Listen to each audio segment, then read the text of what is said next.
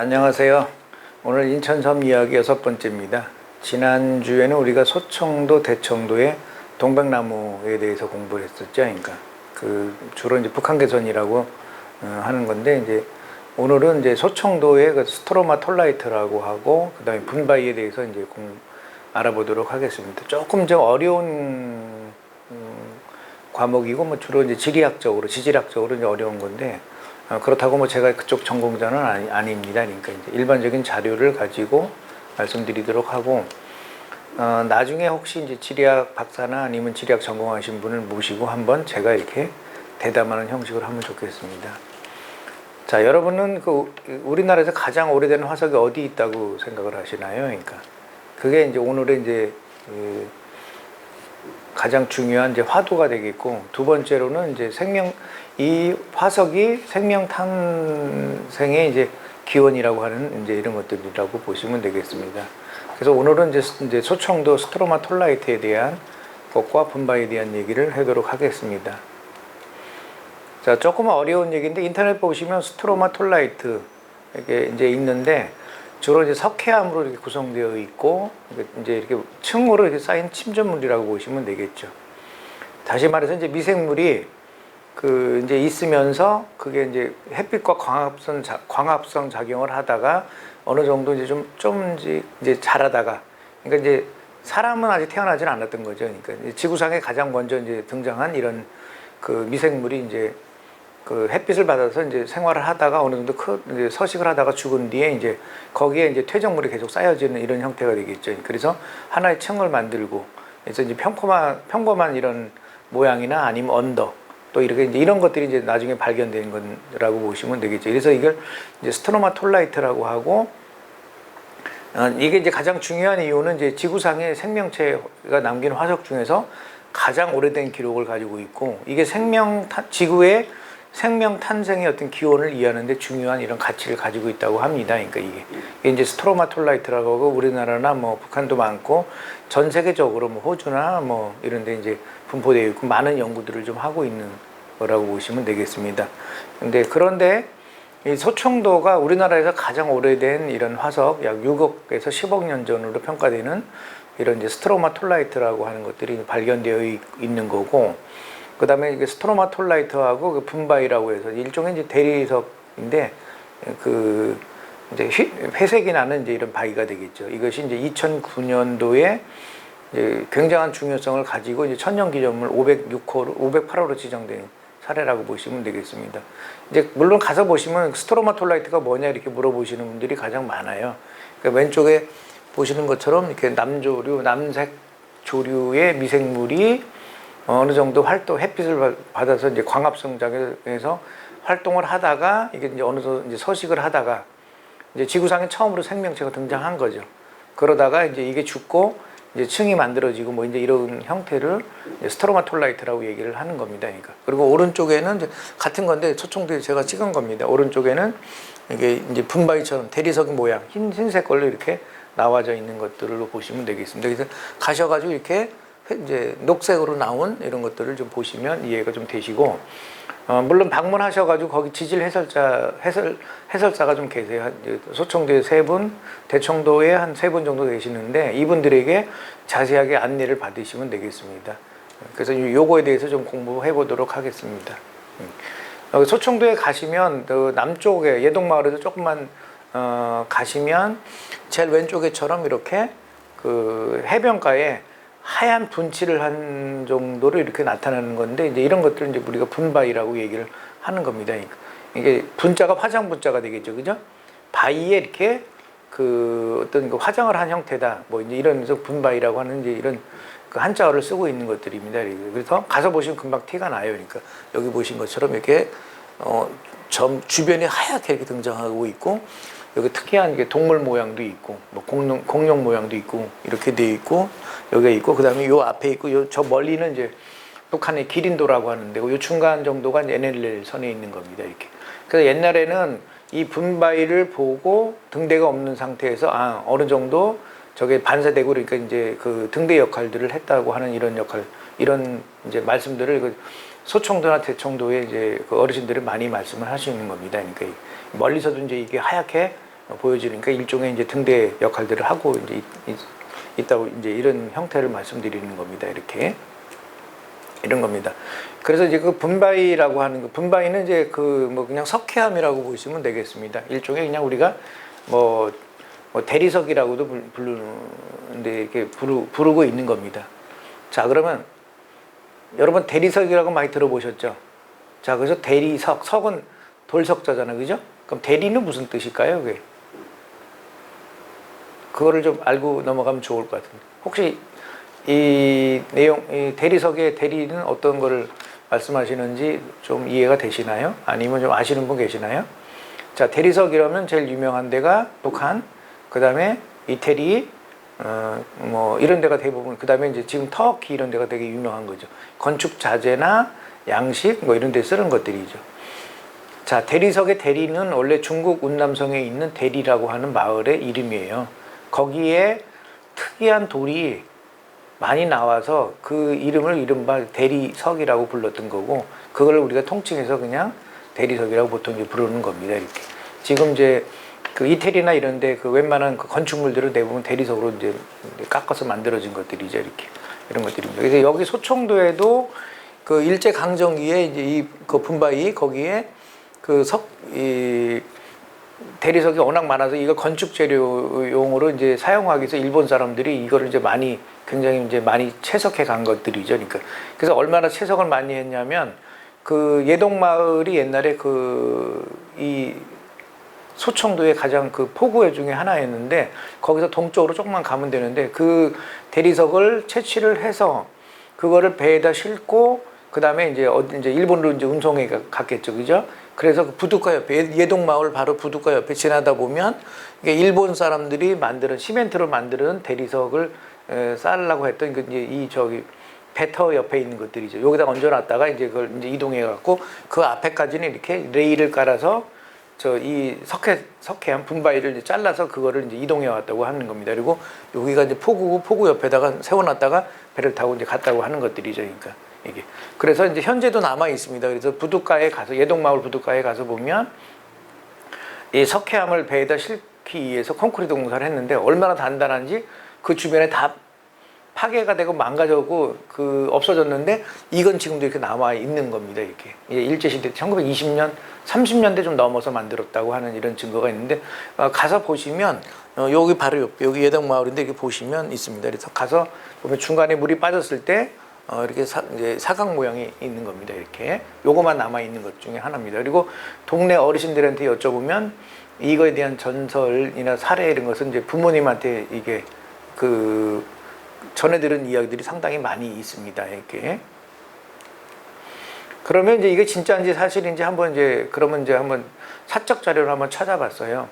그랬더니 이제 1939년도에 부산일보에서 나오는데 소청도의 석회석이 일본 건축 자재에서 가장 비싼 걸로 사고 있다. 그 다음에 뭐 여기 쭉 이제 읽어보면 한 3만여 톤 정도가 나와 있는 거고, 일본에서 가장 곽광을 받고 있는 것도 아니고, 그래서 일본에 있는 다른 대리석보다도 몇 배도 높은 가격으로 판매되고 있다. 그리고 뭐 이렇게 여기 보면 무진장 많이 어마어마하게 묻혀 있다. 뭐 이제 이렇게 기사도 나와 있을 정도로 이 소청도의 이 분바이 이 대리석은 상당히 유명한 것 중에 하나로 됐고, 일본 사람들이 그래서 이제 그 부분들을 이제 많이 캐갔겠죠, 이렇게.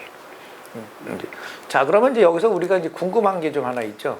자, 그럼 소청도라고 하는 그 조만한 그 섬에서 소청도, 대청도, 그 다음에 백령도가 있는데, 그럼 거기서 그 일본 사람들이 배에다 실었어요. 그럼 배에다 실어서 이걸 어떻게 운반해 갔을까요? 지금처럼 1920년대, 아니 30년대부터 이제 이게 곽광을 받았는데, 지금처럼 배가 크게 발달하지도 않고, 그 다음에 동력선도 없었던 거예요. 그럼 이제 바람에 의해서 이제 배가 이제 이동되는 건데, 그럼 그렇게 많은 대리석을 싣고 어떻게 이제 갔을까? 이게 제일 궁금한데, 이제 그거를 밝혀줄 수 있는 이제 좋은 자료 중에 하나가 이제 있는 겁니다. 그래서 오른쪽에 있는 그 그림, 보고서를 보고 이제 제가 이제 정리를 한 건데, 1910년도에 백령도에는 배가 이제 여기 이제 백령도가 있죠. 여기가 소청도, 대청도, 백령도인데, 여기 고봉포라고 하는 데가 있습니다. 북쪽에 있는 데인데, 심청각 바로 옆에 있는 데인데, 여기서 고봉포에서 그 장현군의 이제 덕동포라고 하는 데로 연결되고 있고요. 두 번째로는 북쪽에서 몽군포라고 하는, 우리가 잘 알고 있는 그 몽군포 사령이죠. 이거 바로 여기입니다. 이 장현군의 가장 중요 그 거점 중에 하나고 포구 중에 하나고 제일 유명한 것 중에 하나가 되겠죠. 그 다음에 여기 왼쪽에 뿔쑥 나온 데가 바로 어디예요? 이게 장산곶이에요. 이게 곶이면 이제 이렇게 해안가가 삐져나왔다 해서 곶이고, 들어가 있으면 많이 되겠죠, 이렇게. 그러니까 여기 장산곶이죠. 그래서 장산곶 매가 이제 뭐 많이 나왔다 이런 데 중에 하나가 되겠죠. 실제로 현재 여기 장산곶에 있는 이 매가 이 백령도나 대청도에 한 9월 내지 10월 달 정도 되면 지금도 이렇게 장산곶 매가 보이긴 해요. 그러니까 많지는 않지만 이렇게. 그래서 이제 여기서 여기 백령도에 이렇게 하고, 또 하나는 백령도에서 구미포로 이제 이동해 가는 거죠. 그래서 소청도, 대청도, 백령도는 그 당시 이제 교통로가 주로 그 덕동포, 몽군포, 구미포로 이렇게 돼 있는 거죠. 해방 전에는. 그래서 이제 이 사람들이 주로 어디로 가요? 장이라고 하는 장에 가서 이제 그 저기라죠. 이제 생활용 물품을 팔기도 하고 사기도 하는 거죠. 일종의 시장이 되겠죠. 그래서 이게 해방 전에 이제 가장 주 교통로가 되어 있던 거고, 이게 이제 생활권이죠. 그래서 사실은 소청, 배청, 백령은 사실은 이게 장현군의 하나의 저기로 보시면 생활권이라고 보시면 되겠죠. 이제 이렇게 이제 주로 이동해 갖고 아마 이제 그렇게 가 있겠죠. 그래서 1926년도에 이제 대청도 출신 김학선 씨, 김학필 씨, 그 다음에 김정호 씨가 이제 거기서 대청도에서 출발해서 백령도로에서 그 다음에 이제 덕동포로 가는, 이게 주교통로가 되겠죠. 이렇게 가는 격일제로 이제 가는 이런 배를 이제 운항을 했던 거고, 정기적으로 운항했던 거죠. 그러니까 그러고 그러긴 했는데 한 3년 만에 이제 중단이 됐던 거고요. 그 다음에 이제 이게 좀 제일 중요한 건데 그 소청도의 분바위를 어떻게 이동했는가를 추정해 볼 수 있는 것 중에 하나가 바로 이겁니다. 1933년도에 대청도에 사셨던 그 김순호 씨라고 하는 분이, 지금은 돌아가셨겠죠. 연세가 이제 많으시니까. 분이 일본에서 그 발동선은 이제 동력이 있는 거예요. 이게 30톤급이니까 어마어마한 거죠. 지금은 뭐 작은 것처럼 보이지만 이게 굉장히 큰 겁니다. 이제 조만한 고깃배들이 보통 10톤이니까 30톤급의 이런 그 동력이 있는 배 2척을 운항하게 되는 겁니다. 그러니까 그래서 아마 1931년도니까 아마 제가 봤을 때는 이 소청도에 있는 대리석을 이 배를 가지고 운반하지 않았나 이렇게 생각이 들고요. 그러니까 그래서 주로 이제 소청, 대청, 백령도를 통해서 덕동포로에서 이제 장현 쪽으로 가지 않았나, 아니면 몽군포로 가지 않았나, 이렇게 이제 보통 이제 운반하지 않았나 이렇게 생각이 드는 것들이고요. 아마 그럴 가능성이 높은 거죠. 그래서 33년도에 굉장히 큰 이제 발동선, 동력이 있는 배를 이제 그것도 2척이 이제 운행하는 정도가 되는 것들이죠. 이렇게. 그 다음에 1938년도에는 이제 이 배를 이 장현군에 사시던 김석춘 씨 외 3명이 이 배를 전부 다 인수를 해버려요. 배 2개를 가지고. 이게. 이렇게 해서 이제 이게 8.15 전까지 이제 운항을 하게 되는 거고, 제가 봤을 때는 굉장히 큰 교통로 중에 하나고, 배 운항로 중에 하나로 보는 거지. 이 동력선 2개가 이렇게 30톤권이 움직이긴 사실 굉장히 큰 규모라고 보시면 되겠죠. 그래서 그 소청도의 분바위가 어느 정도의 했는지 이걸 추정해 볼 수 있는 것들이 되겠죠. 그런데 이제 해방이 됐고, 그 다음에 해방이 되면서 이제 45년도 해방이 되면서 남북으로 이제 갈라졌죠. 그러면서 38선을 중심으로 해서 이제 북쪽 남쪽에 갈라지게 된 거죠. 근데 이때는 이제 38선이 여기를 지나가다 보니까 이 장현군이나 그 몽군포, 덕동포, 구미포는 전부 다 북한의 수중에 들어가 있는 거죠. 38선 이북이니까. 그러니까 이 사람들이 소청, 대청, 백령도 사람들은 그러니까 이제 장현 쪽에 저기를 못 하겠죠.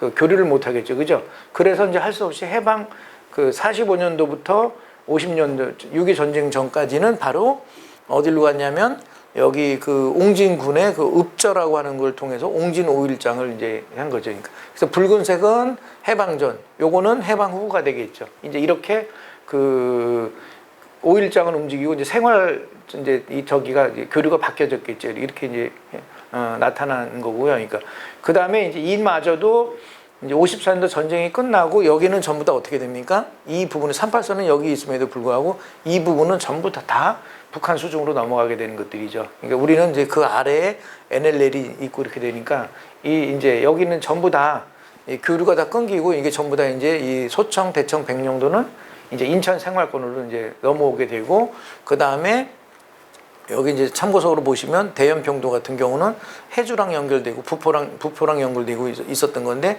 이 부분 다 끊어졌죠. 그러니까 이렇게 그래서 이제 할 수 없이 이제 이게 다 저기로 넘어오게 된 이제 인천과 연고가 되고 있는 거죠. 그렇게 하다 보니까 인천 이 사람들이 생필품이나 뭐 이런 부분들은 전부 다 어디서 구입해야 돼요? 인천에서 구입할 수밖에 없는 거고 이건 배로 다 갈 수밖에 없는 이런 것들이죠. 그러니까 그래서 생활비나 생활용품들이 좀 아직도 비싼 편으로 보시면 되겠습니다. 이렇게 그래서 이제 요거를 보여주는 이런 근거가 되겠고요. 뭐 요거에 관련된 거는 아마 이렇게 아래에 국토연구원이 옛날에 이제 연구 보고서인데 한번 참고해서 보시면 되겠습니다. 그대로 이제 제가 가져온 인용한 사례입니다. 이렇게. 이런 거고. 그 다음에 이제 해방 이후에도 6.25 분단 이후 해방 이후 60년대, 70년대, 80년대까지도 여기 서총도에 있는 분바위를 얼마나 많이 이제 이 사람들이 그 이후에도 이제 이건 우리나라 이제 광산 이제 그 개발하는 회사에서 이제 이거를 캐갔겠죠. 그죠? 그래서 70년대, 80년대까지도 대리석 광산에 이제 이 서총도 사람들이 일하러 다니었고 이제 꽤 그 일당을 꽤 많이 받았다고 합니다. 이렇게. 그 처음에는 정이라고 해서 끌이 있죠. 쇠. 그 망치 2개만 가지고 이제 사용하다가 조금 지나서 이제 차감기가 있고 나중에 컴프레셔를 가지고 이제 대량으로 채취를 해서 80년대까지도 이제 이거를 채취해 갔다고 합니다. 그러니까 그리고 이 동네에 사시는 이제 이은철 그 전 이장님이신데 이분은 이제 이장님이시면서 이제 그 지질 해설사 하시는 분이세요. 그러니까 이분한테 이제 그 원래 고향이 여기시고 해서 이제 지질 관련된 거 이제 하면 이제 아주 말씀 잘 해주시는 겁니다.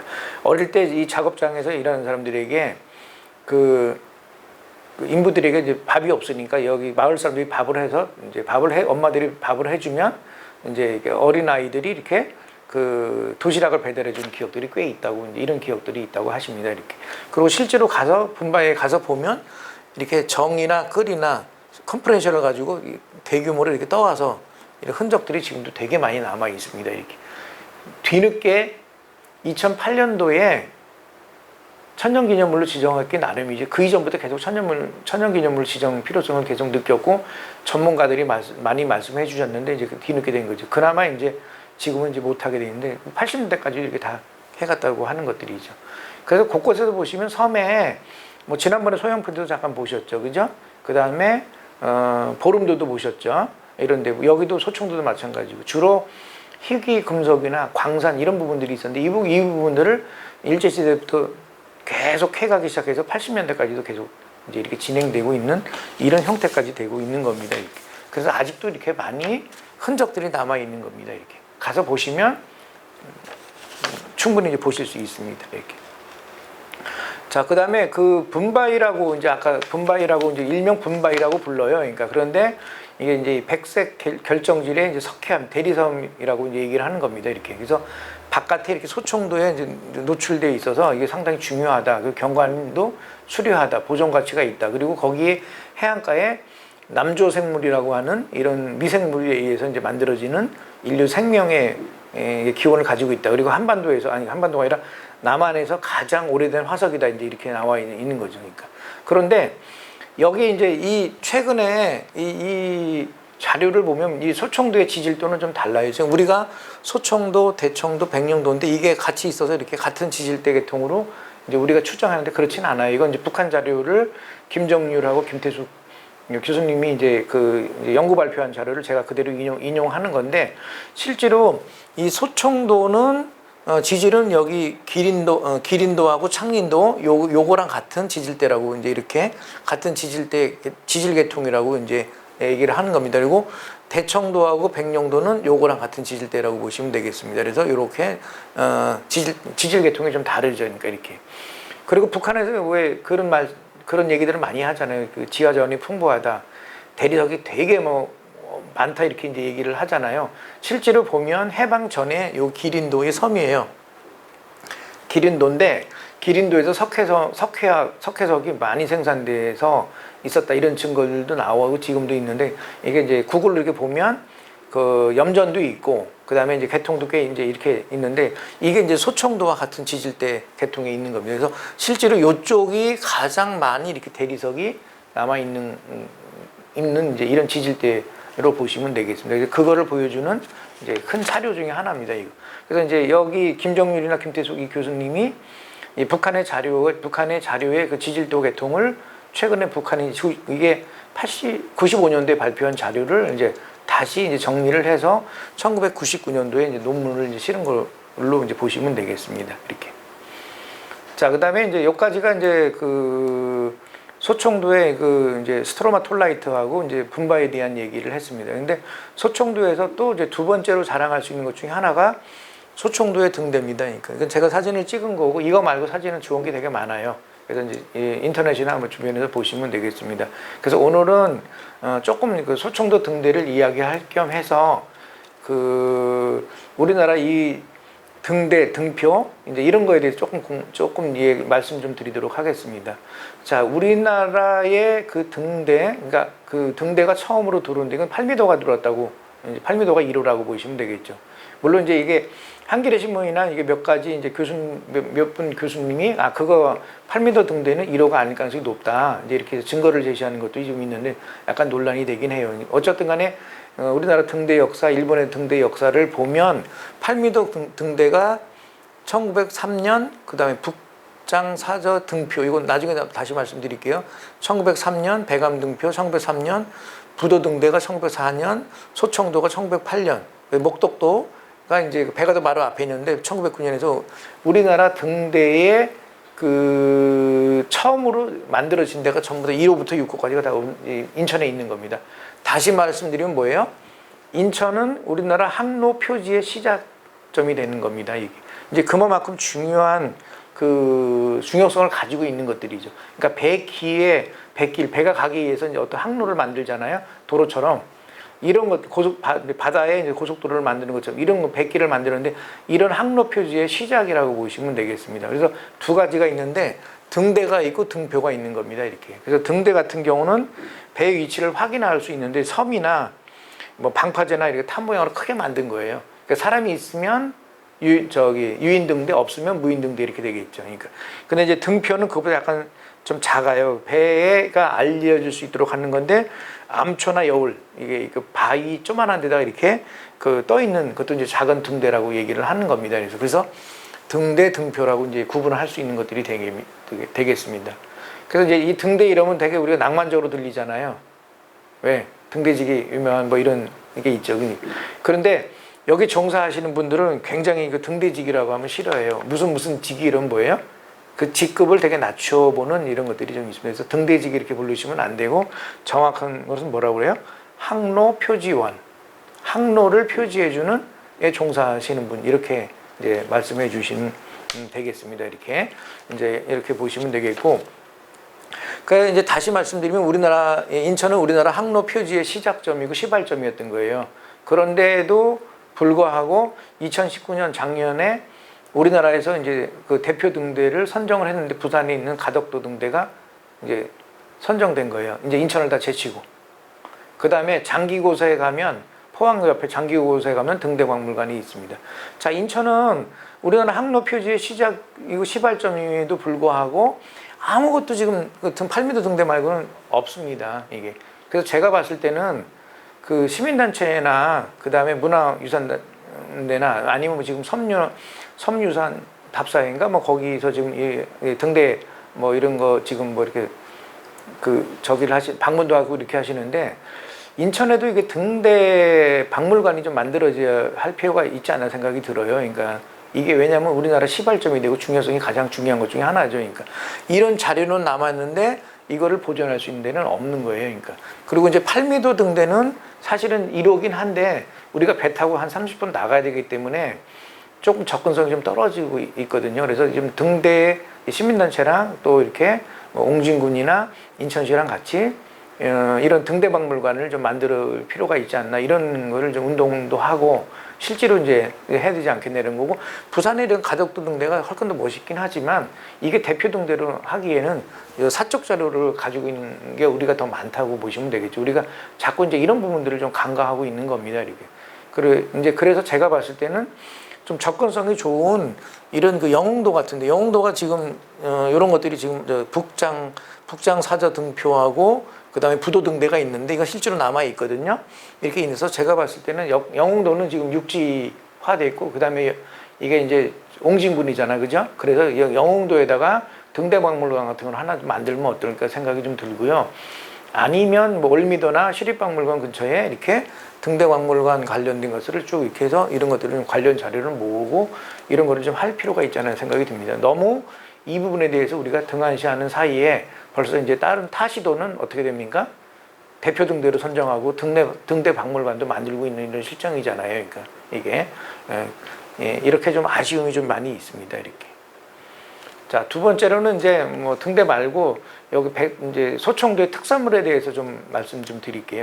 그 재미난 것 중에 하나는 이 소청도의 그 나물은 매년 2월 달 정도 되면 나물을 수확을 해요. 자, 2월 달 되면 우리는 여기 인천이나 서울은 영하 한 뭐 이렇게 영하로 내려가죠. 그러니까 굉장히 춥고 그 하나도 이렇게 그 나물이나 이게 나오질 않는 거거든요.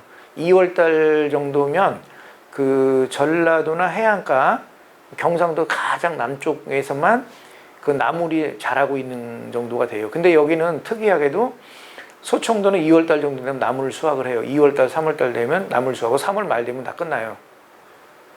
자, 위도가 서울, 인천보다 굉장히 높음에도 불구하고 왜 2월 달에 이렇게 나물 수확을 하는지, 그 이유가 상당히 중요한 거거든요. 자, 이유는 이거 뭔지 혹시 아시는 분 계실까요? 이거 아시는 분은 이 동영상 보시고 밑에 리플 달아주시면 제가 선물 드릴게요. 그러니까 커피 쿠폰을 드리든가 책을 드리든가 뭐 하겠습니다. 이 이유가 뭔지, 2월 달 되면 왜 그렇게 위도가 높음에도 불구하고 이렇게 수확을 하고 있는지 이거에 대해서 좀 한번 답변해 주시면 좋겠습니다. 자, 그리고 이 소청도에는 나물이 좀 특이한 게 있어요. 이제 요거는 달래예요. 달래가 워낙 많아서 그냥 손으로 뽑힐 정도가 돼요. 처음에 사람들이 가면 이게 판지 알아요. 워낙 많아가지고. 그냥 손으로 뜯으면 나올 정도가 돼요. 이게 파가 아니고 이게 달래입니다. 이게 달래, 그다음 머위도 나오고 뭐 이러는데, 특이한 것 중에 하나는 이게 이제 전호나물이라고 합니다. 그래서 이제 그 저기를 치면, 인터넷 치면 전호나물, 뭐 전어나물. 그래서 봄에 전어나물 먹고 가을에 전어생선 먹고 뭐 이렇게 해서 이제 전어나물은 이제 방언입니다. 사투리입니다. 이렇게 보시면 되는데, 여기가 전어나물이라고 하는 게 나오는데, 이 전어나물의 원산지는 울릉도예요. 그래서 울릉도하고 소청도만 나요. 물론 이걸 갖고 와서 요즘에 조금씩 재배를 하는데, 그 지금 나는 데는 지금 소청도하고 울릉도밖에 없습니다. 이거 그래서 대청도나 백령도에도 이거 안 나요. 그 대청도에 계신 분들이 2월 달 되면 이 전어나물을 뜯으러 저길로 와요. 소청도로 올 정도가 돼요. 그러니까 이게 이 전어나물은 미나리과에 속하는 건데 미나리 맛이 나요. 그러니까 산미나리 비슷한 것 중에 하나가 됩니다. 높으면 한 70cm 정도 큰 건데 이렇게. 그래서 날골로 먹어도 되고, 그 미나리가 갖고 있는 향긋한 향과, 그리고 아주 진한 냄새는 아니죠. 그거와 또 다른 나물이 이제 결합되어 있는 이런 걸로 보시면 되겠죠. 그래서 이렇게 고기에다가 그냥 싸 먹어도 되고 데쳐서 나물을 묻혀서 먹으면 되는데, 제 딸이 그 고기를 먹는데, 저희 집사람하고 저는 이렇게 데쳐서 먹는 나물을 했는데, 제 딸은 이 나물을 그냥 씻어가지고 그냥 그 삼겹살에 같이 이렇게 쌈싸서 먹는데 이게 너무 맛있어가지고 그 2월 달에 이 전어나물 한 박스를 했는데, 그 이은철 어르신 그 사모님이 보내주신 거예요. 그러니까 그랬는데 이거를 거의 딸이 얼마나 많이 먹었는지 너무 맛있다고 이러는 거죠. 그래서 그 다음에 이걸 좀 더 다시 보내라 했더니 2월, 3월밖에 안 나와서 그때밖에 못 먹습니다. 이렇게. 그러면 이제 이걸 저장하려고 그러면 어떻게 해요? 이런 거 전어나물, 달래, 머위, 그 다음에 무지깽이 나물 이런 것들은 이제 어떻게 하냐면 거기서는 이제 수확을 해서 데쳐가지고 말린 다음에 이제 냉장고에 넣어놨다가 이제 끓여 먹거나 뭐 데쳐 먹거나 이런 식으로 하는 겁니다. 이렇게. 그래서 이제 지금도 이렇게 소청도에 가시면 전어나물은 구하기 좀 어렵고요. 이제 머위나 달래나 그 다음에 부지깽이 나무 이런 것들은 늘상 나오고 있습니다. 그래서 밥 먹으면 생선구이하고 항상 나물이 나오는 겁니다. 그래서 거기 그 소청도가 나물이 아주 풍부하고 특히나 이렇게 전어나물이라고 하는 보기 힘든 이런 것들이 나오고 있는 이런 실정입니다. 이렇게. 그래서 굉장히 중요한 동네 중에 중요한 데 중에 하나가 되겠죠. 이렇게. 자, 그리고 그 지난주부터 낚시를 좀 말씀드렸는데 인천에서 제일 낚시가 잘 되는 데가 바로 소청도하고 대청도예요. 그러니까 물론 이제 갯바위에서 낚시도 해도 되고 이러지만 주로 이제 이렇게 배 타고 나가서 이제 하는 건데 이건 좀 쑥스럽긴 하지만 이건 제가 잡은 겁니다. 광어 4kg 정도 되는 거고 요거는 지금 우리 저기가 잡으신 건데 이거는 저 우럭 54cm가 된 겁니다. 그러니까 개우럭이라고 그러죠. 그러니까 이렇게 있고 그래서 잡아서 그날 이제 이렇게 그 안에 이제 작업을 한 다음에 이렇게 말려가지고 갖고 와서 이제 먹는 이렇게 되겠죠. 자, 여기 소청도에 이제 배낚시는 그 아까 그 소청도 등대 있죠. 바로 밑에 가면 거기서 이제 주로 이제 배를 타고 낚시를 하는데 주로 이제 그 사리대는 안 잡히고 그 무싯대가 좀 잡힌다. 물 흐름이 좀 적은 데인데 얕은 데는 25m 정도 되고 깊은 데는 한 55m 정도 됩니다. 이렇게 그래서 주로 이제 준학을 해서 이렇게 줄을 이제 넣고 이제 고기를 잡는 건데 고기가 워낙 잘 나오거나 커서 그 이제 물이 깊으니까 한 마리 잡으면 어떻게 해요? 올리지 않고 계속 가만히 있으면 두 마리씩 같이 잡히는 거죠. 두 마리가 동시에 올라올 정도 되는 겁니다. 아직까지도 전에도 많이 잡혔지만 아직까지도 가장 인천 앞바다에서는 낚시가 잘 되는 데는 이 소청도 대청도 여기입니다. 그러니까 그러고 이 소청도는 5월달에 6월달 그 미역이 자연산 미역이 아주 유명한 겁니다. 이렇게 그러니까 다른 데보다도 남쪽보다는 미역이 두껍고 맛이 좋고 담백합니다. 이렇게 그러고 이제 9월, 10월, 11월 정도 되면 다시마가 이제 여기 유명한데 물론 이제 다시마는 완도 이런 데가 유명하고 남쪽도 유명한데 거기에 다시마는 1년산이에요. 근데 여기는 특이하게 다시마가 3년산이에요. 그래서 굉장히 두꺼워요. 그래서 그 성분이나 성능이 상당히 뛰어나고 왜 그러면 남쪽보다는 온도가 2도 내지 한 5도가 낮아서 이게 한 3년 정도 자랄 수 있는 이런 이제 다시마가 자라고 있습니다. 물론 이제 다시마의 원산지는 원산이라고 합니다. 그러니까 근데 일제시대 사람들이 그걸 포자를 가지고 이제 퍼뜨려서 이게 했고 다시마도 1년산인데 여기 대청도산만 유일하게 3년산이다. 이렇게 하고 아주 두껍습니다. 이렇게. 그래서 이제 그 여자분들 다이어트 식품으로 최고입니다. 이렇게. 그래서 이제 이거 그다음에 그거를 이제 갈아서 이렇게 그 재료로다 이렇게 음식 재료로다 쓰는 경우도 많이 있고 그럽니다. 그래서 여기 다시마는 굉장히 유명한 이런 다시마가 이제 있습니다. 그래서 그 다시마를 이용해서 뭐 차를 한다거나 뭐 사탕을 만든다거나 뭐 그다음에 쿠키를 만든다거나 이런 연구들이 지금 이제 뭐 공정무역이나 그다음에 그 사회적 경제 조직과 이렇게 연계해서 하는 데도 있고 사탕도 만드는 데가 많이 있습니다. 그러니까 조만간에 그 보실 수 있겠죠. 자, 그래서 오늘은 소청도의 스트로마톨라이트 분바위 다시 말해서 인류 생명의 근원이 남한에서 인류 생명의 근원은 소청도다. 이게 생명의 근원을 묻고 그다음에 그 화석이 지금 남아있는데 유일하다. 6억에서 10억 년 전에 있는 거다. 그리고 그 일대가 분바위라고 해서 대리석으로 쌓여있는 이 돌이다. 그래서 이거를 일제 시대부터 한 80년대까지도 계속 사람들이 계속 이제 이걸 캐갔다. 이런 것들에 대한 공부를 하도록 하겠습니다. 그러니까 나중에 이 소청도를 조금 더 관광으로 키우고 그 다음에 이 부분들이 이제 초등학생이나 중학생들이 인류 탄생의 근원이나 이런 부분들을 이렇게 좀 관광 정원화하면 상당히 좋은 데 중에 하나로 이제 이렇게 등장할 수 있습니다. 그러니까. 자, 오늘은 여기까지 하도록 하겠습니다. 다음 편에는 백령도에 대해서 또 아주 재미난 걸 가지고 이제 그 심청이 이야기를 가지고 강의하도록 하겠습니다. 자, 수고하셨습니다.